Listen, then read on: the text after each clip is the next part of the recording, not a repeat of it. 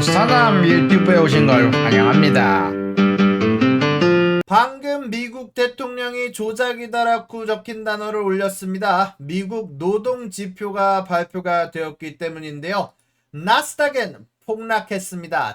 채권 금리는 급락했습니다. 왜 고용통계 하나가 시장을 흔드는지 지금부터 확인합니다. 2025년 8월 1일 노동통계국은 7월 비농업 일자리를 7만 3천 명으로 발표하면서 예상치를 크게 하회했습니다. 그리고 전월과 전전월 합계 25만 8천 명의 인원을 하향 조정했습니다. 노동지표는 좋지 않았습니다. 그렇지만 팬데믹 초를 제외한다면 결국 1979년 이후 최대 규모의 하향 조정입니다. 시장은 경기 둔화가 훨씬 빠르다는 공포로 돌아섰고 연준은 9월 금리 인하 확률이 주초 40%에서 91%까지 급등했습니다. 자, 발표가 나고 3분 뒤 대통령은 통계가 조작됐다라고 주장하면서 바로 BLS의 국장 에리카 맥켄타퍼를 해임했습니다.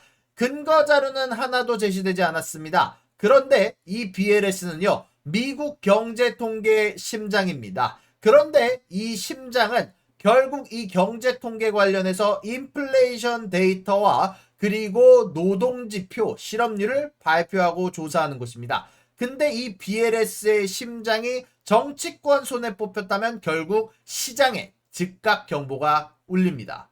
자, 그런데 이 BLS의 데이터는요, 연준 금리 결정의 핵심 입력값입니다. 연준은 노동지표와 인플레이션 보면서 금리를 뽑습니다. 근데 이 금리는 다시 또 국채, 주식, 달러 가치를 좌우합니다. 그런데 이 대통령은요, BLS의 국장을 자유롭게 해임할 권리가 있습니다. 예전 험프리 케이스나 마이어스 케이스를 비교해보면 단일직 국장은 해임 제한 범위가 불명확합니다. 결국 대통령이 언제든지 원한다면 정책 신뢰 사슬이 한 번에 끊길 수 있다는 얘기입니다.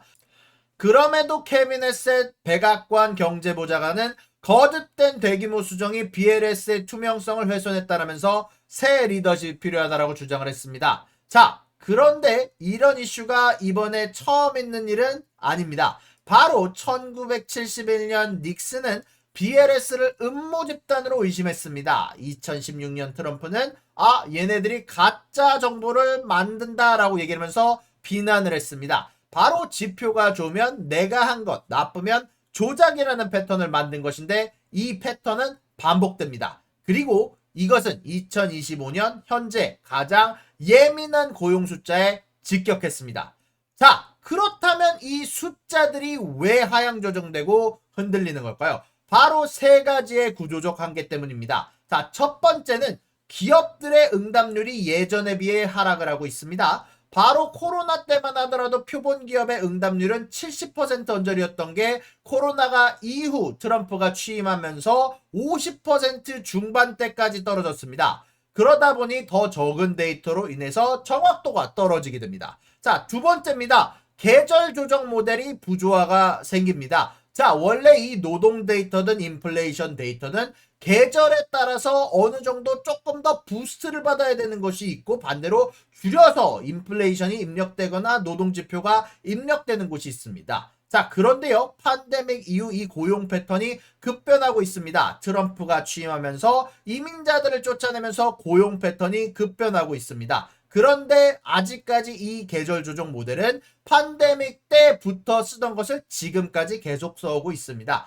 바로 이거를 따라하기 어려운 상황입니다. 자, 그리고 마지막 세 번째, 연간 벤치마크를 수정합니다. 전수조사에서 과대 계상이 드러난다면 대규모 하향이 필요합니다. 결국 이런 것들을 따라간다면 트럼프가 얘기한 것처럼 이 노동부의 지표는 조작이 아니라 특정 난이도와 모델 지연으로 흔들렸다라고 얘기를 할 수 있습니다. 그런데요, 이게 얼마만큼 달랐냐고요? 바로 5월 고용은요, 14만 4천 명에서 1만 9천 명으로 6월은 14만 7천 명에서 1만 4천 명으로 대폭 깎이긴 했습니다.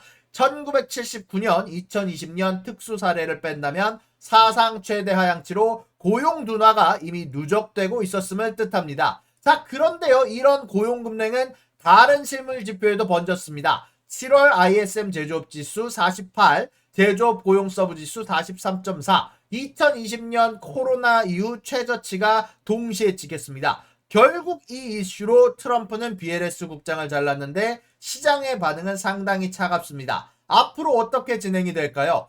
가장 좋은 시나리오는 제도적 보호장치가 작동하는 것입니다. 결국 법원이 개입하며 해임 효력을 정지합니다. 법원이 해임을 막고 전문 관료가 업무를 지속하면서 현재 일어나고 있는 이슈를 인지하면서 데이터 무결성을 유지하면서 바로 이 계절성이나 현재 있는 문제점들을 업그레이드합니다. 시장은 단기 충격을 받겠지만 빠르게 안정이 됩니다. 미국의 신뢰도는 굳건합니다. 10년물 금리는 약간의 조정 후 신뢰도를 되돌립니다. 자, 두 번째 시나리오는요. 바로 충성파 국장이 BLS에 임명이 되는 겁니다. 국채 금리는 급등하게 되며 주식은 급락합니다. 왜냐하면 충성파 국장으로 인해서 미국의 데이터는 믿기 어려워지며 연준은 데이터 의존 전략을 포기하게 됩니다. 자, 그리고 마지막 시나리오입니다. BLS와 연준 두 기관이 동시에 트럼프 충성파로 교체됩니다. 지표의 정의가 변경돼 결과가 대통령의 입맛에 맞게, 트럼프 입맛에 맞게 인위적으로 개선됩니다. 달러의 기축지위와 글로벌 채권 가격이 동시에 흔들릴 수 있습니다. 미끄럼틀은 빠르고 가파릅니다. 자, 그리고 두 번째, 세 번째 시나리오로 인해서 좋은 지표가 나와도 시장은 믿지 않습니다. 실질적으로 이번 지표에 의하면 실업률은 4.1%에서 4.2%로 상승했고 경제활동 참가율은 62.2%까지 떨어졌습니다. 트럼프의 정책으로 이민자들이 떠나가서 노동자 총 인원이 줄었고 직장을 구하는 사람들이 줄어서 참가율이 줄었습니다. 근데요, 떠나간 사람들은 직장을 구하지 않는 사람들은 실업률 포본에 들어가지 않습니다. 그래서 참가율이 안 내려갔다면 체감 실업률은 사실상 4.9%에 육박했다라는 분석도 나옵니다. 그런 가운데 갑작스럽게 좋은 지표가 나온다면 미국의 신뢰도는 흔들릴 수밖에 없습니다. 그래서 금리가 급하게 흔들릴 수 있습니다. 1번, 2번, 3번 시나리오 모두 변동성을 유발하며 일단 시장의 공포를 가져옵니다. 아무래도 개인적으로는 빅스 지수를 이용한 스프레드가 좋아 보입니다. 자, 첫 번째, 두 번째, 세 번째 시나리오 중 어떤 시나리오에 대비하고 계신가요? 댓글로 의견을 남겨주시기 바라면서 마지막 한마디 더 하겠습니다. 통계를 공격하면 시장이 공격받습니다. 숫자가 흔들리면 정책이 흔들리고 정책이 흔들리면 자산 가치가 무너집니다. 구독과 좋아요는 사랑입니다, 여러분. 유사남의 구독과 좋아요를 눌러주세요. 그리고 여기 있는 비디오도 여러분들을 위해 준비한 거니까 여러분들이 항상 살펴봐 주시면 감사하겠습니다.